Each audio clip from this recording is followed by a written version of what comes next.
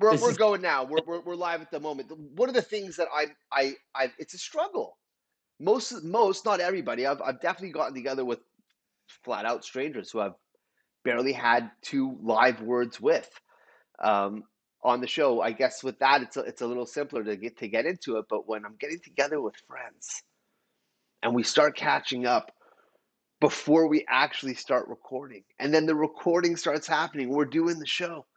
It feels like we're covering the stuff that we've already covered, and then maybe it feels a little more routine than the organic nature of the flow of the conversation. Because I mean, this is a bit of what it is, yeah. being a fly on the wall, or perhaps I guess the modernized version of whatever Clubhouse tried to do. I'm not quite sure if people still using Clubhouse or not, but I think I'm getting the notices. I haven't been on the last month or so. okay, I like did you I liked like it? it.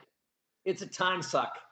That's there's a show called Founders for Founders on Saturday, and I will sometimes drop in there. I like the host; his name is James, and I'll just go on and say, "Look, I'm here as a resource." And 2 hours later, you basically kind of maybe talk to 12, 14 people.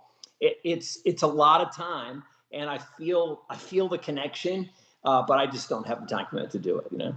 So I was going to make an observation about COVID, and we're starting to be like on the other side of COVID. But I feel like I almost have my mask in my pocket, and I got my hand on it, and I'm trying to see, should I be putting my mask on right now? Should my mask be off? I go into places. Some people used to hug, now they're like fist bump, the elbow comes out. There's this kind of awkward sense of rejoining each other in a way that, first of all, it's magical to see people and be able to give them a hug. I'm a hugger. You know that about me. And at the same time, it's a very challenging time right now trying to figure this out. I think I think that people are definitely habitual, and for the last little bit, our habits have definitely changed drastically from what we were generally comfortable with. Um, and you're right. There is definitely you have to ask the question now, because before, if you knew somebody and you had a great relationship with them, yeah, you arms out. I'm coming in for the hug. You see it happening, and you're like, I see this happening. Bring it in. And if Right. it was just an acquaintance, yeah, oh, good to see you again. Hand extended. These gestures, I can't say that they've been eliminated for good, but they've certainly transformed into what I guess our habits and routines were prior to it all. I So I'm an extrovert, and I basically get my energy from other people, but I also have an introverted side. And I think the whole COVID thing, like, it just exercised that like inner self and kind of being self-functioning and kind of with yourself. And even if you're on Zoom or on Teams or on Skype, you're still like, 10, 12 meetings a day for me, just on a video stream, kind of talking to people, right? Like, I'm looking at you right now, Jello, but we're not making eye contact. You're looking at your screen. I'm looking at my No, screen. I'm definitely looking at you. I know, Right? No, but I am. but but that connection, the endorphins of that, like, I don't know what the long term impact of this is, right? Interesting. So a big part of, like, I see you, like, we've been friends. We're like brothers, right? And we've gone through the shit together. And as a result, it's easy to pick back up. There's a trust and an understanding of one another. And let's celebrate that for a minute. I mean, that's obviously why we're even here talking tonight, right? But if you have new people in your life, how do you build those blocks that make those connections? And I think it's tough. Yeah, I mean, I'm split with you. I'm not going to say I mean I actually I do agree with everything you said. I've spent so much time over the course of the years being online, either using my thumbs and forefingers or video, over the last half decade or maybe a little bit more, communicating with people with all over, in different parts of the world before we actually ever met in real life. That's right. And so it feels like I'm almost returning to the earliest routines and habits that I had when I first started. And so Yeah. I know that a lot of people have referred to this time as a form of reset. And I think that there's a strange relevance or idea that is applicable to me and what's happening. When I first started doing mixed tapes and routines, I was in a basement, and now after everything that's happened and the wonderful adventures I've been upon, You're in the I'm basement. back in a basement, Yeah. and I love it. I'm having a great time. I mean, like the very idea, if you would have said to me 3 years ago, which is I think the last time I saw you, it's approaching that, right? It's approaching nearly 3 years. This is the last time I saw you in person, Yeah. right? Which is in the Yep. desert. And if you would have said, "Man, you're going to be doing a podcast from your utility room," I would have looked at you and said, "What?" But and now I think if today if someone's like, "You're doing a podcast from your utility room," I'm like, "Fuck yeah, Mm. yeah, I am." I mean, not right now because we're in Montreal and we're running around planet Earth at the moment. Well, planet Canada at the moment can't run around planet Earth. Who can?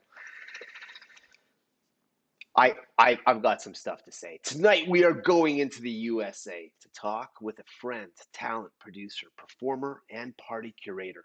And when we think of history upon the dance floor, we are thinking about the styles that have metamorphed into what we know as dance music, electronic music today. The venues that were supper clubs into nightclubs, into warehouses, back to clubs, into raves, and then into festivals. We can think about the formats of players from 8 tracks to turntables to CDJs. Well, you're picking up what I'm laying down.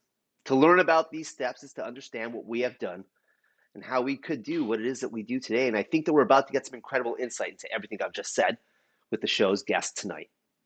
I didn't actually meet with him until I stepped foot onto the playa at Burning Man at a camp that he's partnered upon with other amazing humans. And although I could probably label all of our conversations as inspirational, I'm not sure I've delved into these exact territories with him until this evening. So it's with my ultimate pleasure that we welcome Jefr Tail to the show tonight. Welcome to the utility room, Jefr Thank Tail. you, Jello. What's up? I'm stoked. I'm stoked to sit with you. It's true. I'm not quite sure we've actually gone into this. I know bits and pieces. I know that you've been at this for decades. But Yep. when I met you, all that stuff had already been realized. You'd already had you've taken those steps that led you to the desert. And although I know that you took those steps, I really don't know much about them. And I know that when you first started DJ, so what year was it that you actually, when was the first bite? When was your vampire bite with dance music? All right. I think I'd go 1974. Hold on. Opening Columbia records as they came in the mail. And I was the one that was putting them on the turntable in our living room. And our family would gather around and look at this album cover and decide whether we were going to buy it, I think, for maybe $3. And if we decided that it looked good enough and it was the Grateful Dead or it was Deep Purple or it was Led Zeppelin, and that was my introduction into vinyl, 1972, 73, 74. The first time I put a piece of vinyl on to record it on a cassette was in 1979. I was in my fraternity. A guy named Brad Holliday was the DJ playing the cassettes in our dance floor, dance room at our fraternity. I was really interested in it. And he said, well, I'll show you how to do it. I'll show you how And to work a cassette player. I'll show you how to put 2 turntables and Okay. a little connector. It wasn't a mixer, and to take one record and put it with another record and make a cassette, which then we played at the party.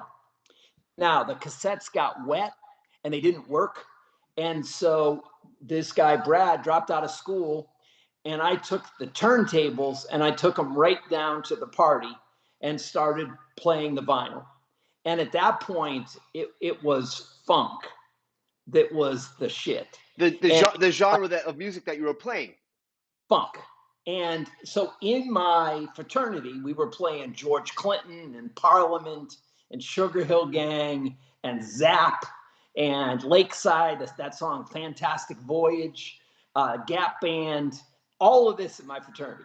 So my initial kind of indoctrination into this whole thing was record on, record off with 2 turntables and this little switcher.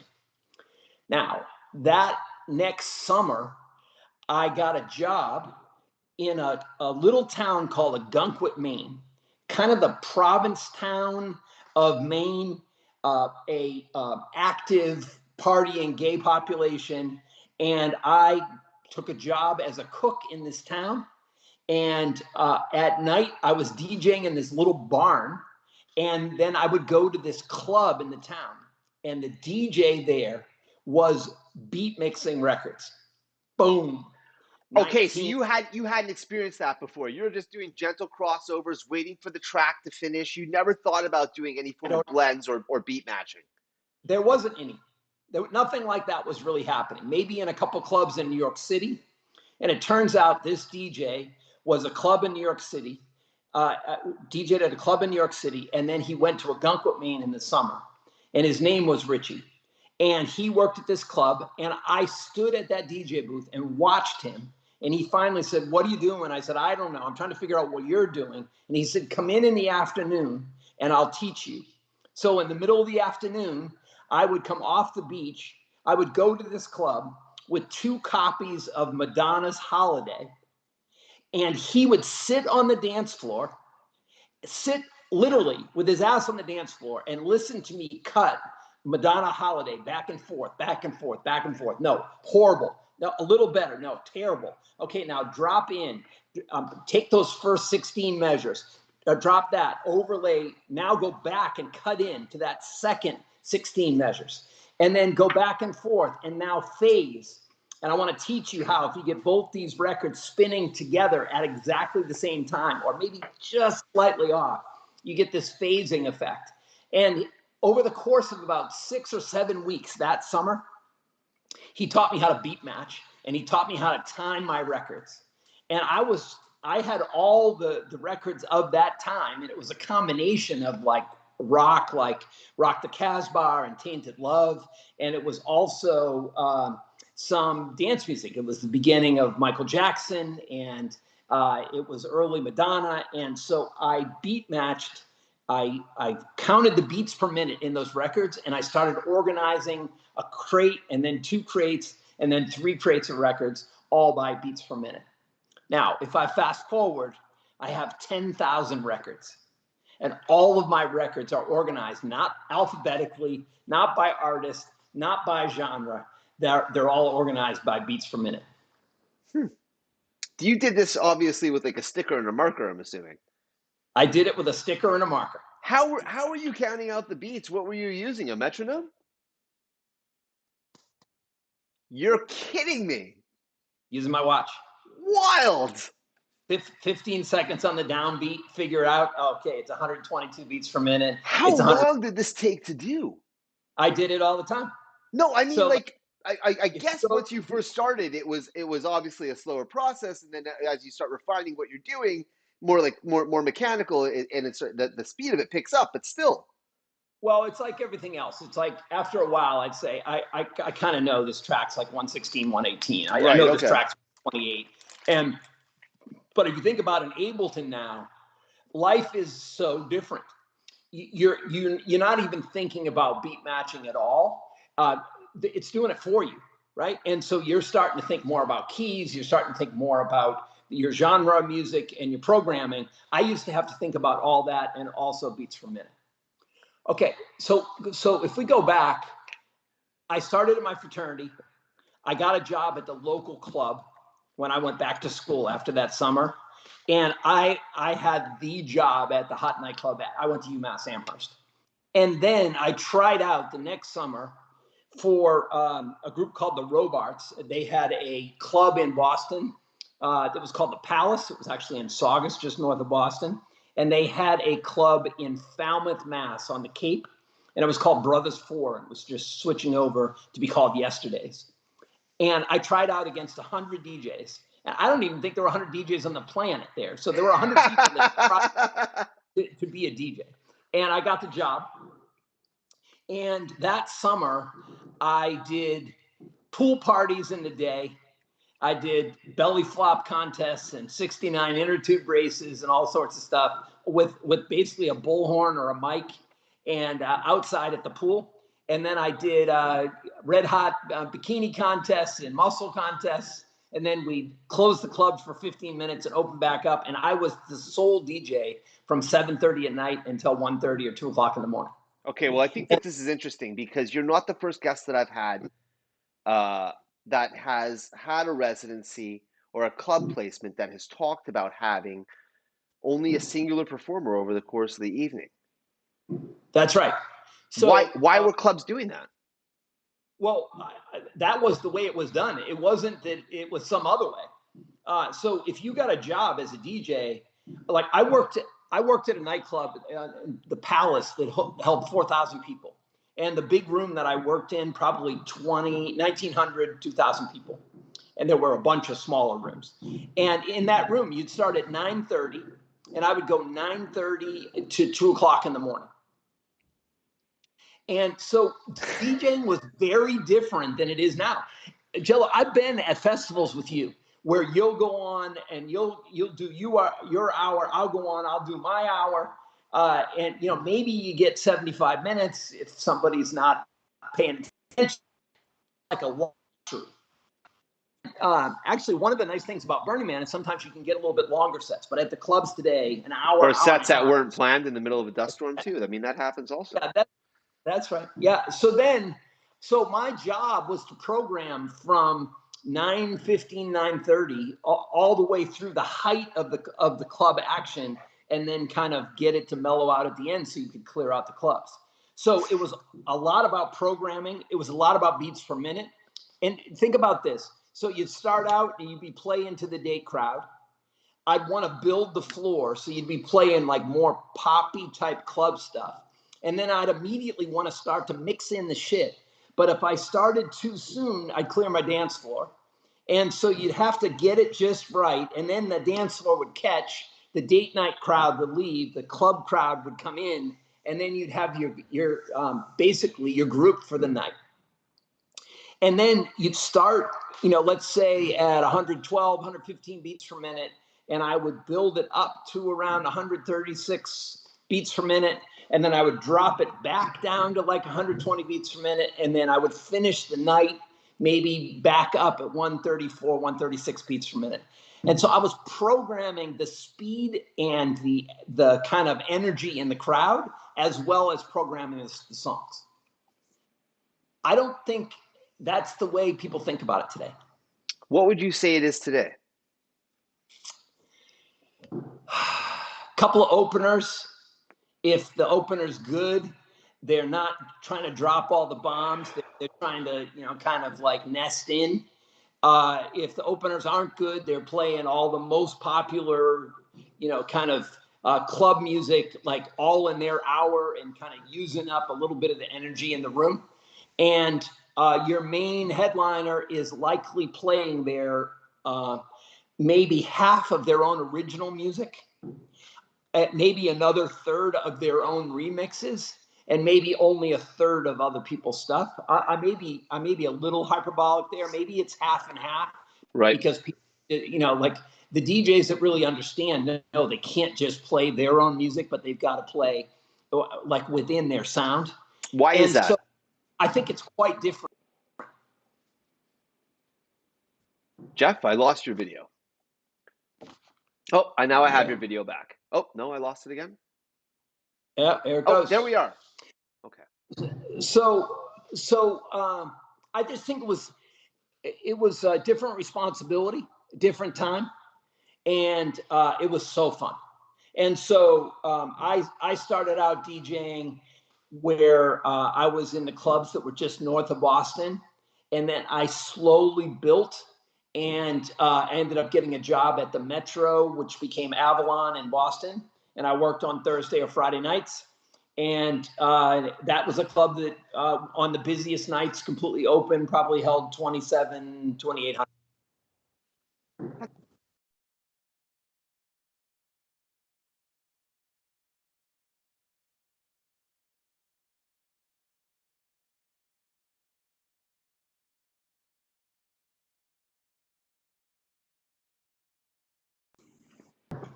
How Doing did our we best lose? here. What happened? Just. Ryan, my son, called me. Oh, We got right, to text right, Ryan, right. He's text watching. Ryan and tell him not to call me. He's probably watching right now, and he's like, "Dad, I see you on TV." Um, Yeah. yeah. Hi, Ryan. So that's early, right? And I was carrying record crates. So I'd go into a club with 6 crates of records. And I was working 6 crates of records all night. And I didn't put records away. So I'd build what we call the bowling ball. So I'd end up with all records that were out of their sleeves and loose. And it would get maybe about a foot thick of vinyl. And that was like right in the front of my stack. And then if you're going to go back in and play different records, I would start going back through, like literally my hard vinyl was all stacked up. And then at the end of the night, I would put all those records away back into their sleeves. And so I wish I could show you, I'm away from my house too. I have 6 racks of records that the cardboard across the top of all the records is completely soft. So you think about normal cardboard and record, it's so clean and crisp and smooth. I have seas of records that I played over and over again where like the vinyl, if it could speak, actually would just share hours of partying. What would you say is the relationship between the DJ and the vinyl? Your music collection.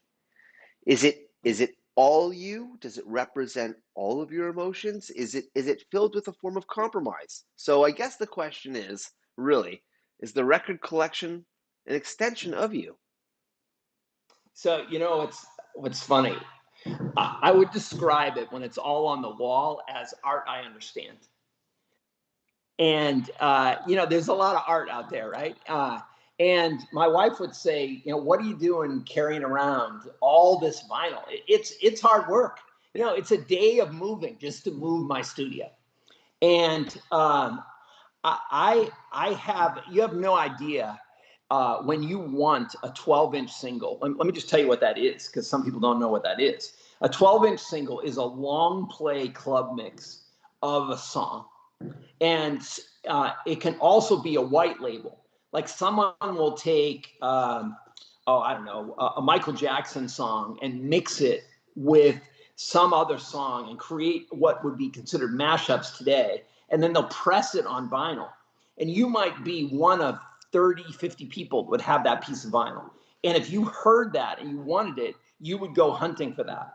And then I would go through record collections in New York City, or when I was in LA, or when I was in Europe. I would go to record shops and I would go through, and I knew I was just looking for 4 or 5 different 12-inch singles. And then I was in 2 record pools in Boston. So every week I would go, and there would be all of the labels would all press vinyl, and they would send it into these record pools. And you needed to be a DJ that was actively working, where you could expose that music. That was the way it got exposed. We didn't have the internet. And so you would get these pressings. So I'd get anywhere from maybe 12 to maybe 30 pieces of vinyl. I'd go in on a Tuesday, go to my 2 record pools, and I'd have this much vinyl. And then I would basically take it and I would go play everything. And I'd say, no, no, no. Okay, I'm going to play this tonight. And then I'd say, no, no, I'm going to play this tonight. And sometimes I wouldn't even have time. And I'd be in the club saying, I think this one looks cool. I'm going to drop it. And there's 1,000 people on the dance floor. And I'm teasing the thing. And I'm like, nah, it's not good. And so it was just a different time. That relationship with the vinyl is I have all that vinyl now. None of that vinyl is, if you go on the internet and look, you're going to go find Michael Jackson, but you're not going to go find the Funk Phenomenon Nervous label remix from Armin van Helden. I have that. Right. And so that's the kind of thing. I've had some DJs into my studio and they're like, okay, can I just stay here for like 10 hours? I even want to go away. They just want to go in and dive into the music, It's right? got to be like sampler heaven, like where you're just like, you just be like, I'm gonna rip this, I'm gonna rip this, I'm gonna rip this, and I'm gonna rip fucking some of that too. It just be nonstop while you're flipping through it. Did you ever find yourself in a situation physically where the tips of your fingers had like a bit of serrate paper cuts upon them because you were sifting through the vinyl nonstop?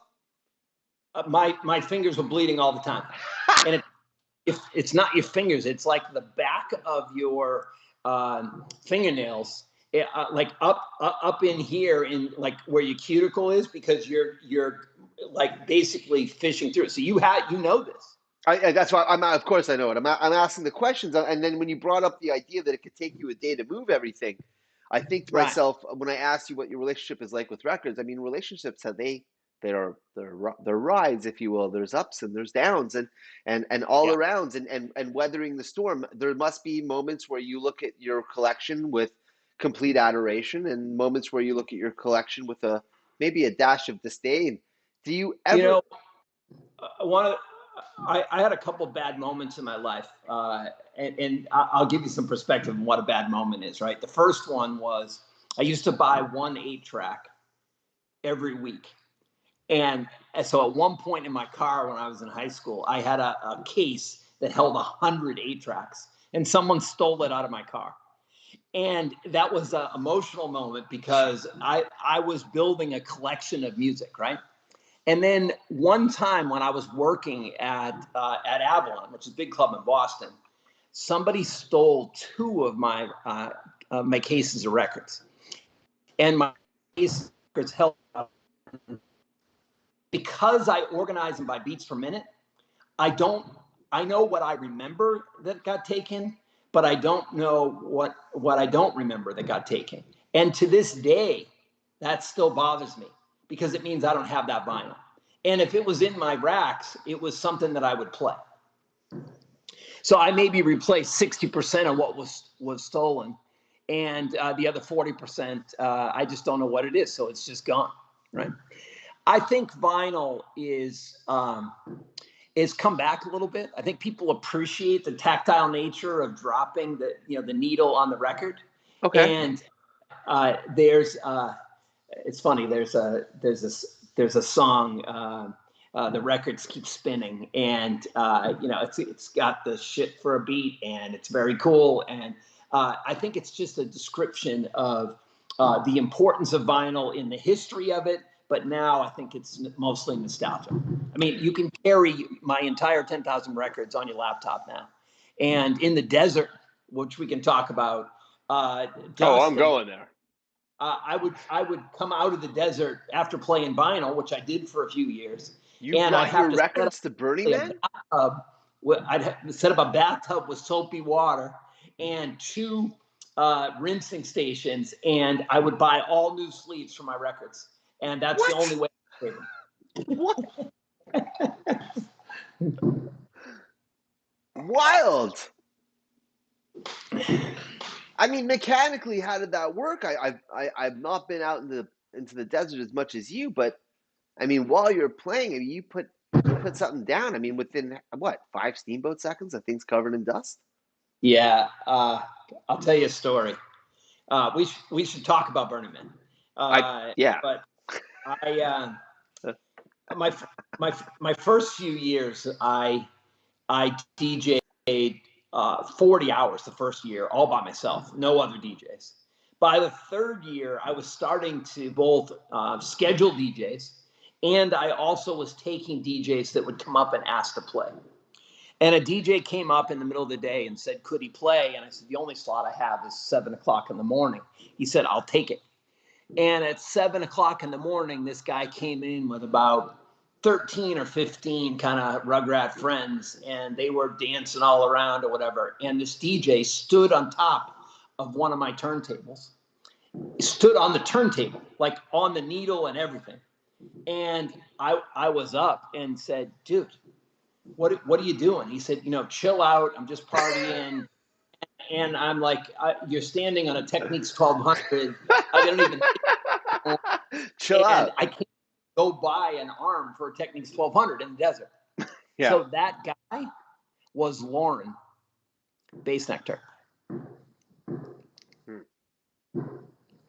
So That was the first time I met Lauren, and he paid for that turntable during the year, and he came and played the next year, and he played the next year, and by 2 years later, Lauren was blowing up bass nectar in our domes was huge. And, it was probably the most popular moment at Burning Man for a couple of those years when Bass Nectar played at Root Society.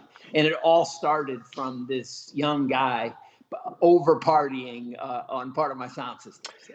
Can you bring us to how you landed at Burning Man? How did that happen? Because you're in Boston. You're organizing your record collection. You're playing 6-7 hour sets all night long in a nightclub. I mean, so actually, I think the real question to ask is what happened in between that and Burning Man? Did you start going to underground clubs? Did you start going to warehouse parties, raves? So there were a couple things that happened. One is I realized if I was going to keep my career going, that I was going to need to go to New York. The Boston club scene was a good scene, but it was nothing like the scene that was happening in New York. And I had a day job. And I mean, we can talk about that at some point, but my day job basically kept me from pursuing that. And so I made 2 CDs, 2-hour-long mixes. I flew to New York and I cold called on Sirius Radio.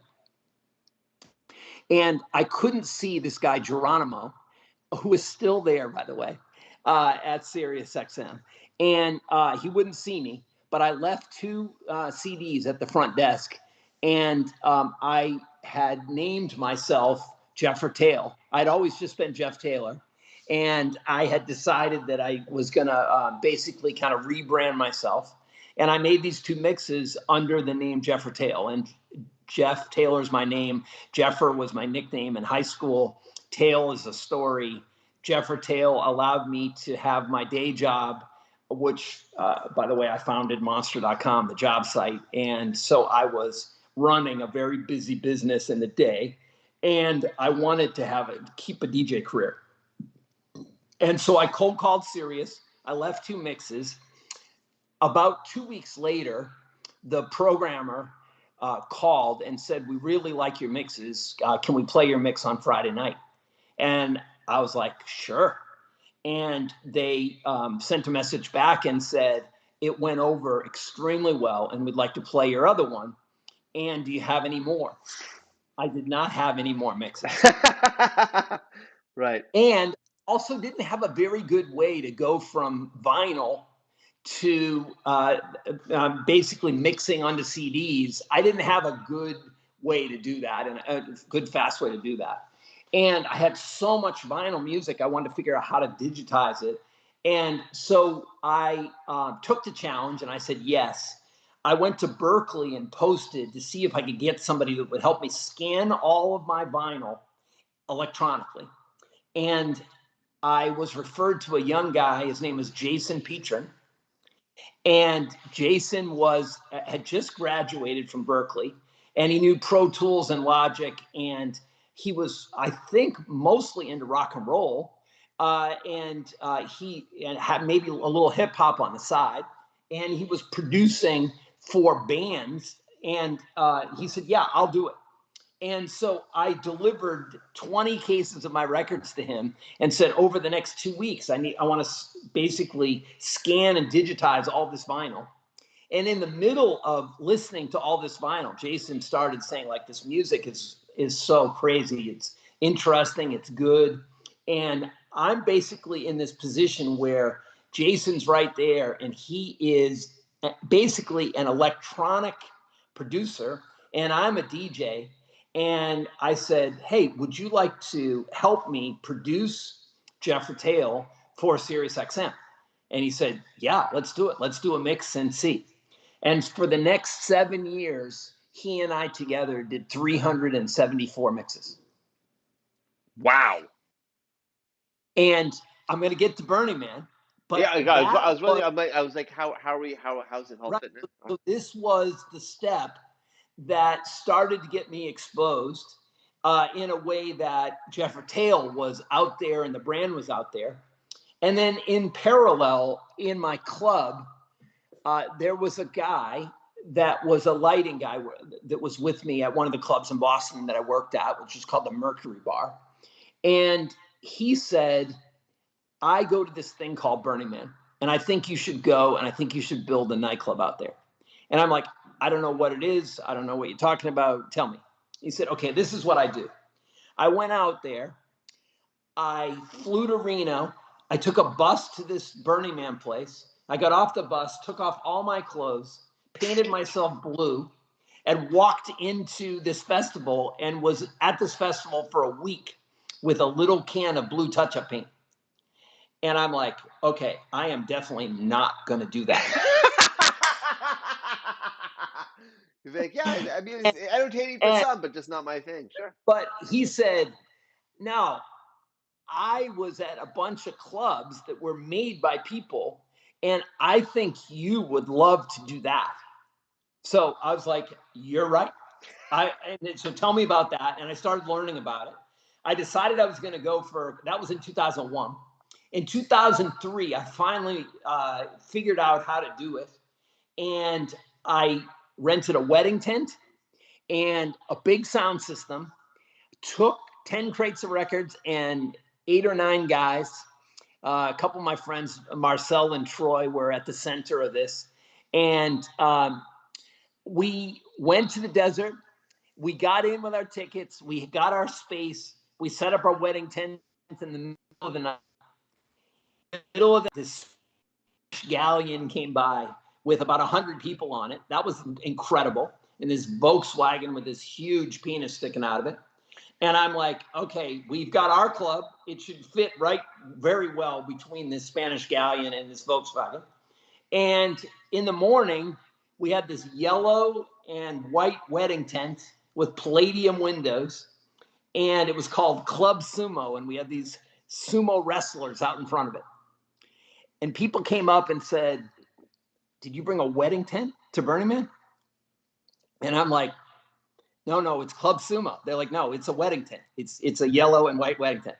And they said, you can't bring a wedding tent to Burning Man, dude. Like that's not what we do here. We're not a wedding tent place. And I was like, okay, I didn't know that. And so I'm learning. I gotta jump in. What was the reasoning that was given to you for this type of opinion? What was the rule that was being followed? Well, I don't think there's any rules at all. It's just clearly. The idea is you're supposed to put some sort of ounce of creativity into your structure. Okay. And I think going autopilot on a wedding tent was considered like a weak spot, right? But inside we had 32 like soccer mom chairs, whatever like a chair in a bag, all around the outside. Also horrible, like not even good at all. And we had a big sound system and I DJ. So a couple came up to me and said, you have to come here. And I was like, why?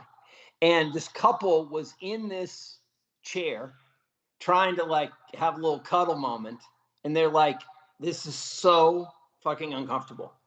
You have no idea. There's no way to get comfortable in this chair. And we are upset with you that you would create an environment that you think is going to be a good environment, and look at how uncomfortable it is.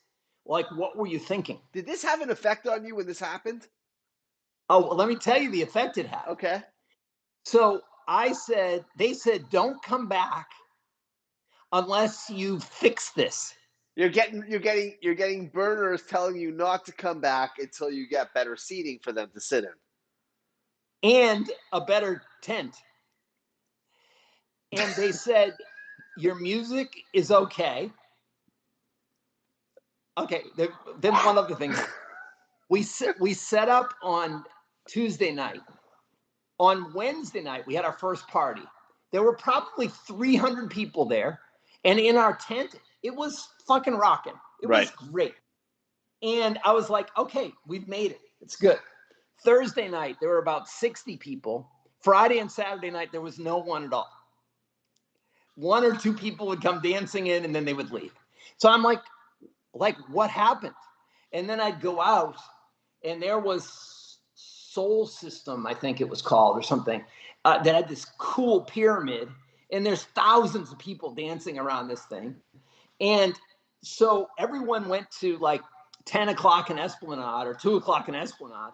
I was at East Bum and 2 o'clock. I was like nowhere, Neverland, right? And so I realized, okay, location is important, creativity is important, and comfort is important. That winter, I designed a clamshell bed, which was a round oval that would hold two couples with another oval that would hold the cushions. And I designed a system that would basically stretch and make a really comfortable bed, but you could clean them because they needed some cleaning. And that became our chill beds that you have hung out on for many years. Wow. Do you find yourself constantly recycling things that you had purchased in the past and bringing it forward into modern route, but not as what it was purchased for? The intention has changed?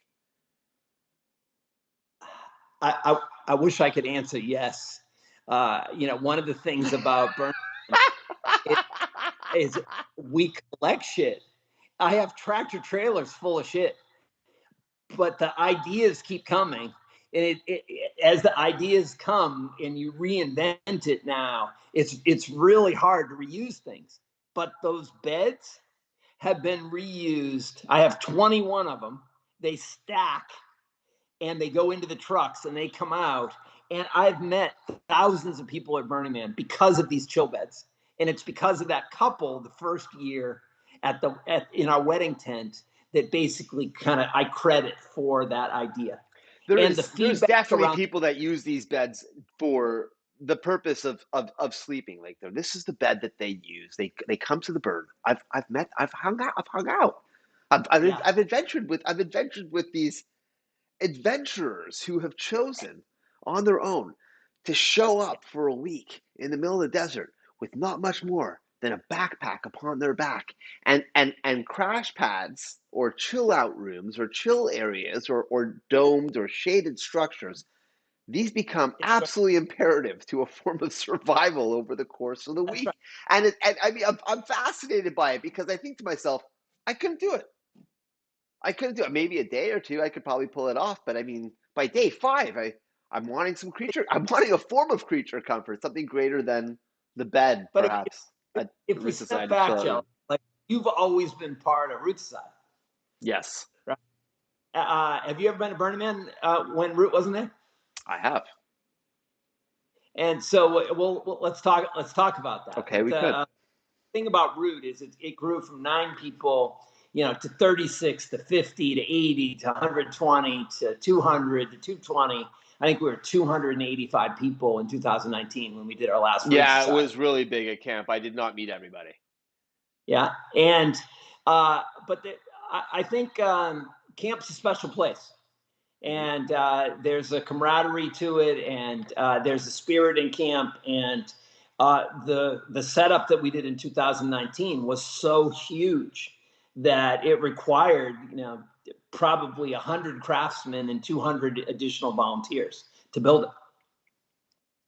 And we ended up with a structure that was an art car that's 90 feet long that holds a Rolling Stone size sound system. It just like massive sound system. And we had a structure that had 5 legs and a center area, 340 flags flying overhead, and uplighting that was absolutely gorgeous. And that structure and the commitment to Burning Man has been part of the incredible experience for me. The creativity and the meeting of the minds to kind of create the event, and then also the party in it. All the people that I've met that are just the citizens of Burning Man that are just wonderful people. You've gone forward and built these structures. I'm not quite sure a lot of people understand. I believe that the idea is probably likened a lot to another festival or any other festival, if you will, where you're buying the ticket and you show up, and once you walk in, everything is complete. And what happened was organized by the festival. And I believe that there's a lot of this. The idea is it's laterally thought of by people who maybe they haven't been, particularly by people who haven't been. That the first idea that they come to is, well, it's all Burning Man. And so the awareness, the idea that people might have going into it, they might hear, oh, it's this camp that we're partying at tonight and that camp that we're partying at tonight. But the awareness that these camps are all individually funded and operated by the people that built them, there's no true awareness. There's not even a form of literature that's put forward, even by Burning Man. I feel like it's not right there. But to explain to people, by my perspective, is Burning Man is a giant space in the desert. But everything that happens within that space is happening because of the people that are going to it. If the people did not go to Burning Man, for example, but Burning Man was still hosted, you might show up to the festival itself and find just a center camp. There's no music being performed there whatsoever, and that there's only two things that you could spend money on, as money is not allowed on the playa, or certainly discouraged to a great deal. The two items for purchase: coffee and ice, and that's it. There's no hot dog stands, no other vendors. There's no merch. You can't walk out there. I've been to Burning Man, and all I got was this crummy T-shirt. There's nothing like this of the sort. When you've gone forward and you went and you built these camps, were you ever thinking to yourself that this undertaking was almost, it was too tough? Do you ever look at it where you got close to the finish line and thought to yourself, I can't follow through with this? And it wasn't because of budget. It was just because of the effort, the organizational effort. Did you ever feel the stress? For sure. What's interesting is a lot of planning goes on behind the scenes. You mentioned, I'm the founder of Root Society with another guy, Skywalker, who's Daniel Goldstein, and the two of us together become one for maybe 12 to 15 months before Burning Man, and we have different skill sets, but there's a simpatico and a love for each other there that is very strong. And the idea that people come around, that can be addictive. If when people kind of meet myself, meet Sky, you at some point you want to be part of this thing. And through the years, we've collected some wonderful craftsmen, some wonderful personalities, and the roots of our friendships, which is the definition of Root Society. Those friends tell other friends who tell other friends, and that has the way our camp has grown. And so I never had that moment of desperation, but I for sure have challenges along the way. And I'll give you an example. In 2016, our scaffolding vendor didn't show up. At the last minute, they said that they wouldn't rent the scaffolding to us because we didn't have insurance for renting more than 3 tons of scaffolding, whatever we were going to have. And so we were in the desert with no scaffolding. And this doesn't mean much to you, but we build structures and we put scrim on those structures to create video surfaces that take a lot of square footage. And that's part of creating the ambiance for a lot of our camps. And so finding another vendor while we're in the desert that will rent a scaffolding and get it out there on 2 flatbeds, this is no easy chore. So I'm on an airplane coming out knowing we don't have scaffolding, and I'm drawing a wood structure that we're going to build from Home Depot 4x4s. And we get out there, and Sky's been able to figure out how to get a scaffolding. So we're that close sometimes. At different points, we have Root Society campers that get arrested, and for whatever reason end up off somewhere. This happened to me, where I'm spending an entire night trying to make sure that somebody's okay, that's in trouble. And I've had a situation where someone has almost died inside the Root Society Club and OD'd on, I don't know, whatever, ketamine or whatever it is.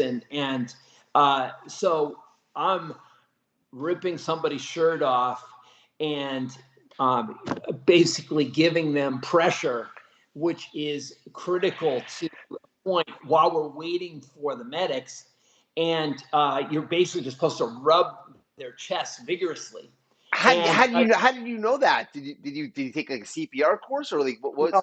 So we had CPR training, but we got training from the you have a combination of federal and local rangers and Burning Man teams. And when you run a big club like we do that maybe hold 15,000 people when it's busy, stuff's going to happen. And because everyone's out there partying, everybody parties in different ways. And so a big part of our communication, you're talking about challenges. I would say these are more the challenges. The responsibility of taking care of 290 volunteers is the first responsibility. And then once the club opens or, the theme camp opens, then the next responsibility is all of a sudden you have thousands of people partying. I had this idea that in the center of our structure that I would create these nets that you could climb up. And in 2019, and all of a sudden, people overwhelmed these nets, and there were hundreds of people trying to climb up. And a woman fell off one of the nets and got hurt. And so my entire being was with that woman because it was an idea that I had come up with that had obviously not gone the right way. And so coming together, finding her later on in the week and knowing that she was okay, these were like the challenges, the lows of lows and the highs of highs. In the middle of a Burning Man that for 85,000 people, they would just have no idea what kind of responsibility it is to run a huge team camp. Wow. Heavy duty. Are these the things that you think about when you guys are getting together for your war meetings before the launch of the camp, when it gets actualized? Is this conversation? I mean, do you guys ever talk about not just, clearly the whole conversation is this is what could go right, what could go right, what could go right, but is there ever what could go wrong? Yeah. I would say I'm an eternal optimist. I think Skywalker's probably more practical, but also an optimist. We're all about planning, and we're about safety, and we're about making sure. Like I'll give you an example. We have 26 teepees, and we always spray fire retardant on the teepees. Well, that's not an easy thing to do. You got 26 teepees. You got a basically like a quarter of a mile area that's got teepees everywhere, and you got to go in with this spray fire retardant to make sure that if someone's smoking and not thinking about it, or if there's an ember from one of the fires, that these teepees will go up like that. So every single year when we set up our beautiful teepees, we have to think about stuff like that. I think more about power. We run these huge generators, and we got to figure out how to figure out the size of the generators so we can run power cords to everybody so they can charge their iPhones and whatever. And like one of these generators, it costs $14,000. Oh, wow, man! Right? Like, so you just don't know the kind of stuff you get into. Hey, let's talk a little bit about the music at Burning Man. I want to. You want to get away from the idea of using generators to power iPhones for the privileged campers at Root Society. Yeah, I mean, but I'll tell you something. I want to talk about the music, because I'll tell you something. What you earlier in the show, when we first got on the horn together, we talked about how you felt that you had to sidestep many of the ambitions that you had and the ideas towards musical life, presentation, being a performer, in favor for what you would say was your day job. Clearly the job that was allowing the idea of building a camp out of nothing and turning it into something in the middle of the desert. This is very important. So I guess what I'm wondering right now is that after your first few efforts, and I felt like by your description, a rhythm was picked up, and an imaginatory rhythm as well, both having mechanical and imagination, so that you can go ahead and execute the camp and turn Root Society into what it was. And Root Society, I'm going to say, well, obviously, was never static in the actual mechanical presentation of it, its actualization. It was constantly a changing. One year it would be this, next year it would be that. It was always Root Society, and that was the vibe, but never the exact structure. When you left the playa, did you find that there was heat that you were taking with you back into the real world that would propel what you were wanting to do with music? Yeah, it's interesting that you could take that question like so many directions. There is there is an inspiration that comes out of the desert for life. There's something about people coming together, getting rid of all the logos and all the money, and just being together, and the conversations and the extra long hug and the spirit of being with one another and doing amazing things, that you come away from the desert with this confidence. And this confidence actually comes with you're broken, you're so tired, and it is such a euphoric, crazy feeling to be absolutely exhausted and at one of your highest highs at the same moment. And I find that that propels me into both business and into new ideas, ships, into the kind of my way of being all year long. And I went to Burning Man 2003, 4, 5, 6, 7, 8, 9, 10 every year. And then I went 12, 14, 16 every other year. And then I went 2019. So I waited 3 years. And the size of our camps and the commitments have gotten bigger. And so taking a little extra time, both for planning, but also to have time for my family. I have a wife, Anna, and I have two kids. Henry is 10 and Brooke is 7. And then I have 3 older kids from a previous marriage. And Ryan is 32. My daughter Brooke is 30, and my son Cole's 26. And it's the combination of the family unit coming together. And actually, both my older boys have been to Burning Man, and it's how we roll these ideas back out into the real world and into inspiration. I think is very exciting. There's not a business meeting probably that matters where somehow the topic of Burning Man doesn't come up. And so you get this wonderful connection to leadership and to business with Burning Man without it being, commercially selling out. It's just the ideas that come out of the desert will power you throughout the year or 2 years as you go from burn to burn. Do you feel the inspiration that you felt when you first started doing it is equal to the inspiration where you landed back in 2019? Yeah, I think that's an excellent question, because I think it's a little bit different. When I was first doing it, it was such an intimate group. And I would say I probably left more of myself in camp. And as our camp got bigger and our club space, our theme camp got bigger, I would say I probably left more of myself in the creativity of the camp. And so maybe some of the connections for me personally aren't as strong, because, as my wife would say, who went with me for 4 years and doesn't like to go now, it's like this is as busy or busier than you are in your day job. It's a responsibility for 18 hours, 20 hours a day to run Root Society. I never really leave camp. I don't really experience the rest of burn. That those are the things that are a reality of running a big camp like what we do. I remember your day trip, your pilgrimages out to go and explore to see exactly what was going on Yeah, in the rest of the burn. I have yeah, an, I have another relative question from Burning Man, as I guess an extension into the real world, which is that when you first went out there and you first started DJing back in the wedding tent, because as time moved on through Root Society as well, again and into 2019, did you feel that the genres of music that were popularized upon the playa was reflective to what was happening out in the real world? Yes. And let's start with the changing sounds of the playa. When I was first there, um, I think breaks and breakbeat was really popular in the desert, and it was this driving beat that was quite different. And then psytrance was really popular, which was even a faster kind of driving beat.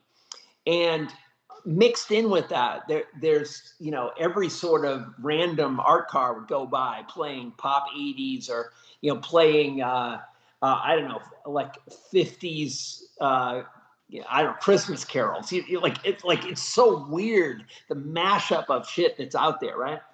But constant throughout all of it, the beat, the bass is so incredible. Normal decibels in a club, I don't know, 105, 110, maybe 115, maybe they push 120. Decibels in the desert, I don't know, unlimited. Well, because And you've got walls to bounce the sound off of, so I mean, you get a sense of the volume when you're present inside of a room. Out in the desert, we're wallless. yeah, so what's really cool about the desert is you've got 20 clubs, 20 theme cans lined up at 10 o'clock and 2 o'clock, all projecting their sound out into the open playa away from the city. And so each individual club has a certain beat, but if you walk out about a half a mile into the desert, it's almost like the symmetry of the sounds. There's probably a technical term for this, but all the beats come into one beat, and then that beat echoes off the mountains that are maybe 6 or 8 miles away and comes back. It is the most alluring sound. I can feel it right now in my bones. Like it's just incredible. And the nice thing about the desert is, if it's too loud, back up. If you want louder music, go forward. Our sound system is so loud, but it's so clean and deep that if you want to be in the bass cabinets, which people do, that's where you go. And if you need to be 110 yards away dancing, because that's your volume, beautiful. So it's quite different than a regular club, and I think it's one of the things I'm proud of, that our bass boss sound system, Bassmax, is second to none, and I think the desert kind of proves that kind of over and over again. We've had a big system, for as long as I can remember out there. Uh, Second year, I think I only slept for like 11 hours the whole week. And I was at the airport, and I was dancing in my seat. The beat, it was completely quiet, but the bass beat was so in me that I was just moving in my chair. And then I'd fall asleep dancing, and somebody would wake me up, and then I'd be dancing again. And uh, I'm telling you, if you haven't been to Burning Man, and some people listening have not, I'm sure you got to go. It's a bucket list thing. It is something that is absolutely incredible to experience. I'm a huge fan, and I wouldn't say it's hard to describe. You can describe it. It's just an incredible place to meet people. Everyone is so nice there, and warm and interesting, and it's a place to kind of free your mind and to explore your inner passions and your inner connections with people and with space and music. It's a wonderful experience. And I want to keep up with the music, because I've got something that I'm thinking about when you're talking about all of the records. You're talking about earlier, before, the extended mix, the club mix, that Yeah. extended 12-inch, which allowed DJs to really mix in these very popular commercial tracks, Madonna's Holiday, Lucky Star, Vogue. These extra 2 bars provided the ability to get into the track without just dropping it in. But when you first started playing music, you were talking about funk, and you were referencing the bands that you were playing at the time. After funk, I'm assuming that house music happened, or perhaps it was disco and then house. Would this be good? Would that be an accurate way of looking at it, or? I would say there was kind of like Saturday Night Fever, Diana Ross Okay. type disco. It's It this disco. I mean, we're not going to that's talk about hard house or bumpy 70s, house. early 80s, and then funk, and then it turned into like rock house and club house, and that was when you had like Madonna and Michael Jackson, and you had I don't know, Cool and the Gang was kind of came out of from that early era, and then you moved into more of like the club 90s where you had like Armin van Helden and Stardust and I don't know. Then you had some rock stuff like the Crystal Method that was in there that I loved, and then you had basically electro house and then progressive house, and I played through all of that as Jefr Tail. That was a lot of what my music was, and then I had a different persona as a DJ that was called Stripe, where we wore these zebra masks and we played drum and bass, and we played breaks and big beat, and we played classic rock. And so the genres have changed over the years. In fact, being a DJ with staying power, and I don't know how I would categorize myself here because I grew up as a DJ. I've been a DJ for more than 40 years. Is to be able to love music so much, the best music in each one of those genres, and you can train your ear to not just love on that music, but to shift.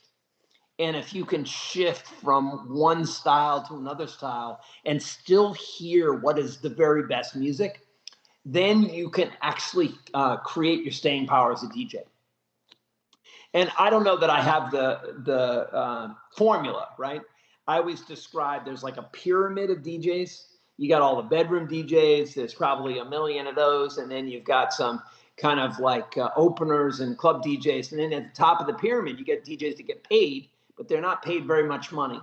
At the top of that pyramid is a spire, and the spire is very thin and very sharp and very tall, and that's where Diplo and Skrillex and Lauren Bassnectar and I don't know, Calvin Harris and you name the artist, right? And those guys in the spire are Avicii are making millions of dollars as a DJ, and knowing a lot of DJs that were at the tip of that pyramid trying to get up, it was really interesting to experience that through time.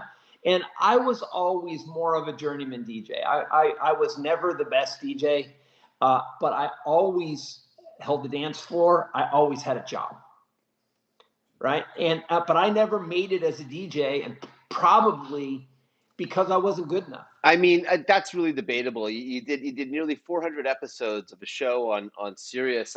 It's that they don't hand out the gigs to just anybody. And yeah, I get it started with a cold call, but you were still able to hold it. So, you know, give yourself a hug and some love, man. Come on. Yeah, thank you, Jella. I do have two tracks that did pretty well.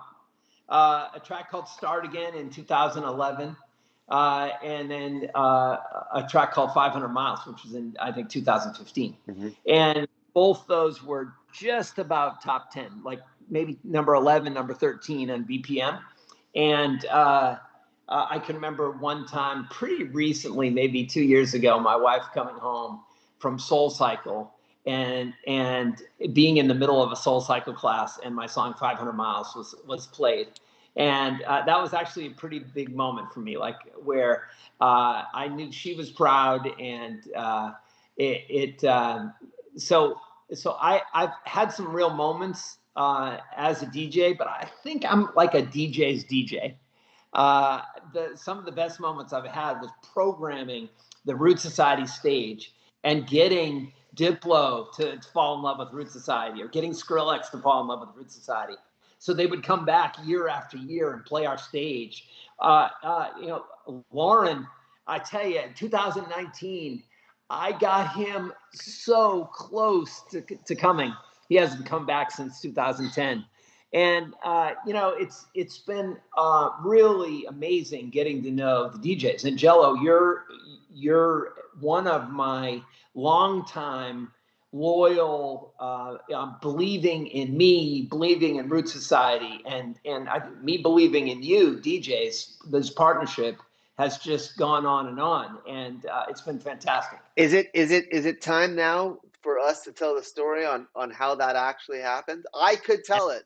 I tried to do it at Burning Man, I believe, in front of Ryan and Kat, and you stopped me and went, yeah, that's not how it went. Okay, Go. so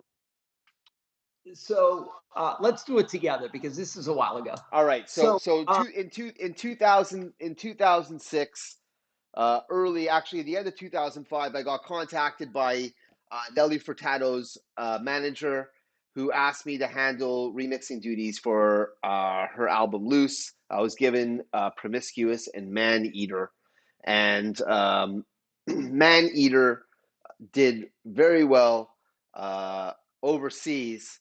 And then I believe they had DJ Scribble in America do the mix, and I can't remember who was handling it, but the office in the States was like, who's this Canadian guy? Leave that shit in Europe. We'll have this for America. So my remix for Nelly Furtado was never released in North America during the whole territory split up scenario for the remixes. And so, but then shortly after that, I started getting more and more offers for production stuff, and then eventually collaborated with Deadmau5, did 2 tracks with him, Reward is Cheese and Cat on a Leash, and then I got an email from you. So I met Joel, and Joel, I don't think he was Deadmau5 yet, or he maybe had he had his first track out. It was called something Baby or Baby something, and I love this track. And so I call up this guy, and he says, I'm in high school, I think. And I said, do you want to come to Burning Man? And he said, I don't know what Burning Man is, and I'm going to have to talk to my mom. And I think, and wild. And he said, I don't have a passport.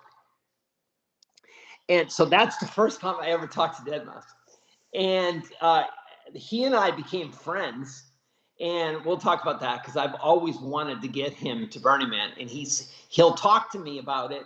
And we brainstorm a little bit. And I've never been able to get him. And Tommy Lee is one of his close friends. And Arrow is one of his close friends. And, all those guys. Who's the other guy? Well, you had Steve with us on 2019. Yeah, Steve Duda, Hatiris, Rob G, and myself did a 4x4 at Root Society last, or 3 summers ago. Did George and you come the same year, or did you come first and then George? I brought George to you, and then Rob as well. Yeah. So somehow in my Joel connection, I realized that there were some DJs in the Toronto area, and started researching, and I found you, and I watched some, I don't know, Love Parade or some parade that you DJ'd. Am I close? I don't know. And so you and I talked on the phone, and you're like, I don't know what Burning Man is. And I'm like, you got to come. It's the coolest thing. And you're like, all right. I don't know. You may have to fill in a little bit here. I'm going to, because I have the mails. I still have them. And you reached out to me, and you're like, this is who I am. Ask, yeah. And I remember you're like, ask around, ask anyone who's been to Burning Man, ask them about me. And this is what I do. Come on out and play for me.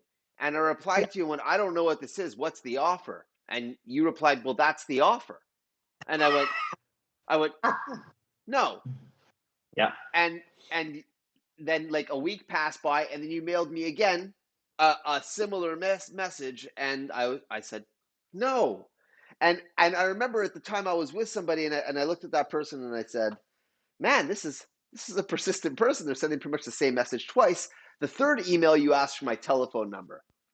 Now, what we really didn't talk about at all, and it's relevant to me because I think that you're a phenomenal speaker. Here we are. We've been on the horn together for an hour and 15 minutes, and it feels only like 15 minutes. And this is the beauty I feel of talking with you when I'm with you, is that time escapes. I'm not paying attention to it as well, and I'm in the moment with you, and this is incredible. I know, and obviously our audience doesn't, unless obviously people who are watching are aware of you. I know that you've gone out actually into corporate environments as a form of a cheerleader, where you go and you hype up the office floor, and then they bring you in for a bit, and when you leave, everyone is supercharged and ready to do work. And there's one quote that I remember that you made in 2007, which was my first burn with you, because what we didn't talk about as well is, and I get we want to talk about music, and here we are pivoting back to Burning Man, but this is a big deal for me with you, because it's cemented in me, and I've taken what you've said and I've tried to actualize it in my everyday life. And you stood up at dinner, which is something that you do when you address the whole camp. This was, Yeah. of course, after the Uga Shaka, and if no one knows what the Uga Shaka is, and I want you to think about this objectively, which is that one person is able to stand up amongst hundreds of people who are having a great time in a variety of ways, perhaps really not really involved or interested in what's going on, but yet all of a sudden become very involved, and then everyone together chanting Uga Shaka, Uga Shaka, and you're leading it. You're leading it like a conductor, and you've got people, and you've brought up the volume, the amplitude of everyone's voices is rising, and then you're controlling it. Bring it down, Uga Shaka, Uga. And I'm looking around the room, and people are looking back at me, and I don't know who the fuck you are, but I'm saying Uga Shaka with you right now. And everyone's together. This is magic. But this isn't the magic that I was referring to. The magic I'm referring to is this one line where you said, if it's worth doing, it's worth overdoing. And I thought to myself, fuck, that is some real shit right there. Holy fuck. Because all of it sunk in with me. If you're going to go and do something, don't just do it. Really fucking do it. And I thought, this is where I am. I am with someone who is really fucking doing it. I don't know how you got involved with that, but to me, despite all the powers that you might have musically and presentation, curation, production, awareness, building, construct, the whole thing, it's fucking amazing. I feel that way. I feel this line, it's a huge impact in my life. I've taken it. I've said it to other people. I've shared it with my family. How did you get involved? How did you run around? What made you want to go ahead and start talking to people and getting them into this super hype place?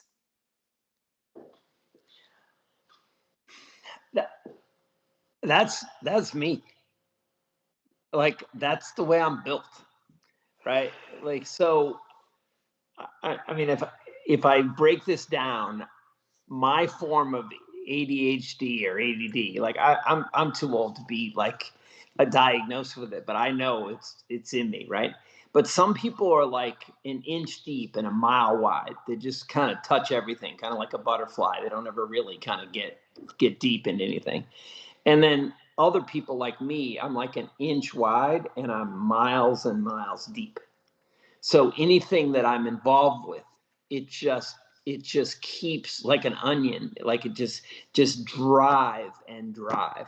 And that's my thing, is like, if it's worth doing, I have to be very careful what I pick, because whatever I pick, like that's my superpower, and it's my Achilles heel, right? Is that if I pick it, I'm gonna get involved with it. Like, I started going to Burning Man in 2003. I'm still going to Burning Man. I started years old. I'm 60, and I'm effectively still a DJ, right? And so the experience of it is, of if it's worth doing, it's worth overdoing.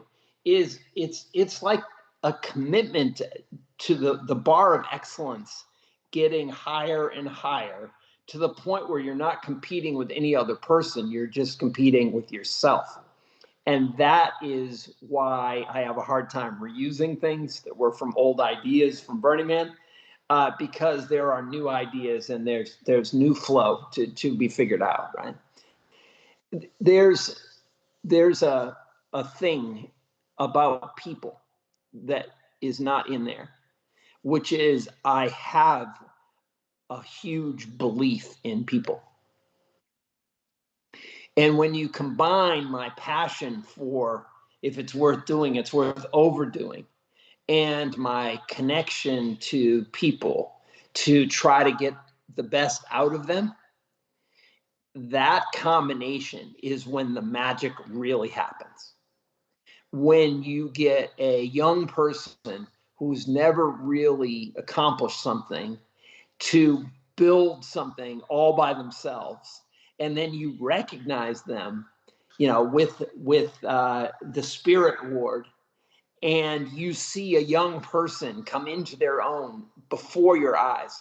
It's huge, and that is one of the things that it's like a untold story of being a giver and also a builder.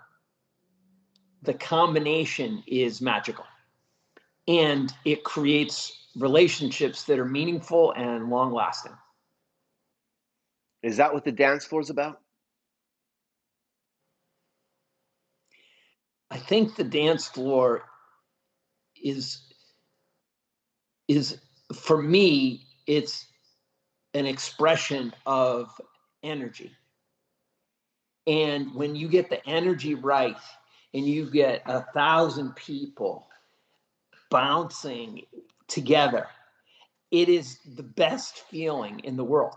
The vantage point that a DJ has when the crowd is in the wump, like in the movement with you, and especially if it can be done with a song you've had something to do with, uh, it's an incredible feeling.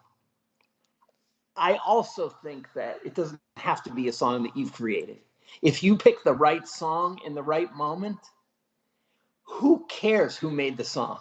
That's you deciding that record, that sound is what's going to make this place go off.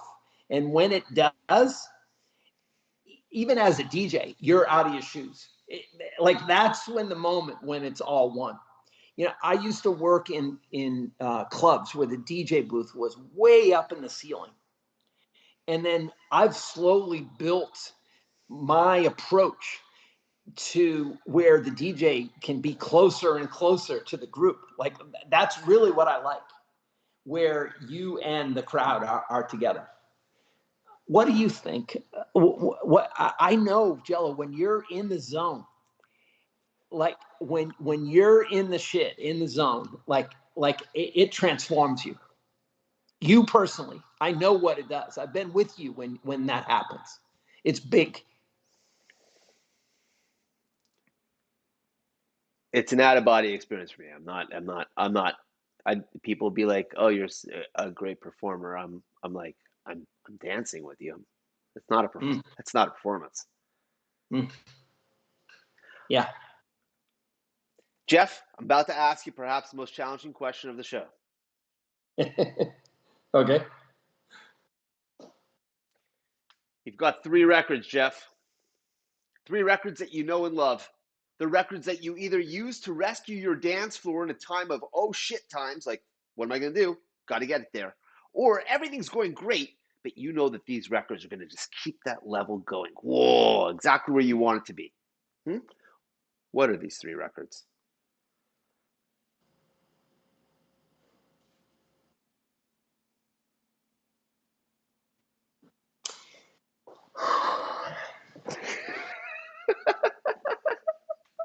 You get 10,000. Like, Yo, I've got a super clip coming up for Utility Room where I'm asking my guests this question, and there's like this giant pause with an exhale that happens, and I'll tell you, so people, we're all different. We're all different, but bruh, We are all the same. Like I Yeah. love it. So I I mentioned there's a I just so date myself when I do this.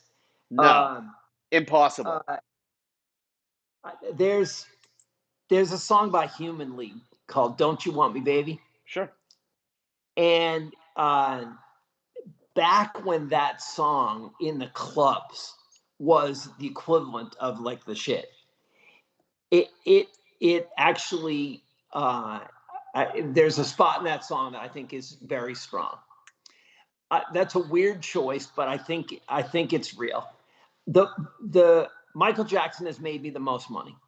If you look through the years, I think when Smooth Criminal came out, uh, there's something about Smooth Criminal, like just at the time that was like very big.